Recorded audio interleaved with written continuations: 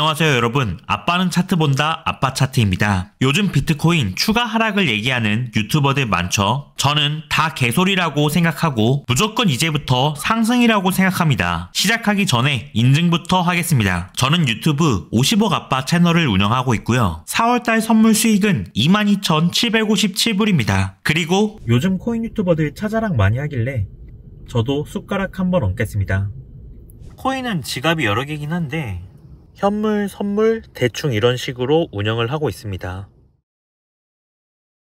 자, 본론 들어갑니다. 저의 관점은 롱입니다. 왜 상승할 수밖에 없는지 정확한 근거를 말씀드릴게요. 비트코인이 1월부터 하락을 시작해서 74K까지 저점을 찍었죠. 저는 여기서 바닥이 나왔다고 판단합니다. 그리고 현재 위치에서는 상승 돌파한 하락 추세선을 한 번 정도 리테스트할 수 있고 빗가게 지지를 받으면서 추가적으로 횡보가 나올 수 있고 결국에 헤드앤숄더 패턴을 만들면서 9만 달러 이상으로 상승한다고 생각합니다. 첫 번째 저점 근거는 매수 손바뀜입니다. 하락 추세의 전체 파동을 보면 1월 20일 10만 9천 달러에서 최대 거래량을 터뜨리고 긴 윗꼬리 영망치형 캔들을 완성한 이후 하락 파동이 시작됐습니다. 그 다음 저점 부근을 형성한 70K대 움직임에서 힌트가 전부 나왔다고 보는데 먼저 2월 28일 저점에서 하방 압력을 잡아먹는 매수 세력의 등장을 나타내는 망치형 캔들이 등장하면서 앞전 최고점 수준의 거래량을 모두 소화해내는 1차 대량 매수의 흔적을 보여주었습니다. 그리고 미국 관세 이슈가 연속으로 터지면서 약세가 이어졌는데 3월 11일 새롭게 저점을 경신했지만 이번엔 거래량이 토막나면서 매도 압력이 감소한 흔적을 보여주었고 저점 갱신 당일 장악형 장대 양봉으로 마감하면서 2차 대량 매수의 흔적을 남겼습니다. 그리고 4월 7일 최저점을 찍으면서 긴 꼬리 양봉 캔들을 만들었는데 이때 매수 거래량이 최고점 매도 거래량에 근접한 수준이며 4월 8일에는 거래량이 크게 감소하면서 음봉으로 바닥 리테스트를 진행했고 다음날 대규모 매수 거래량을 다시 한번 터뜨리면서 장악형 장대 양봉으로 추세를 전환시켰습니다. 그 다음 장기 하락 추세선을 상승 돌파하면서 81에서 82K 부근의 지지선을 형성하면서 안착하려는 흐름을 보여주고 있습니다. 비트코인의 가격대별 매수량을 보여주는 URPD를 보면 최고점인 100K 이상에서부터 97K 부근에서 역대 최대 물량의 분산 매도가 일어나며 세력과 개인 간의 손바뀜이 있었고 이후 비트코인이 폭락하면서 6개월 미만 단기 보유자 중심의 대량 이탈이 발생했습니다. 그리고 매수 압력과 매도 압력에 힘을 보여주는 일봉 볼륨 델타를 보면 90K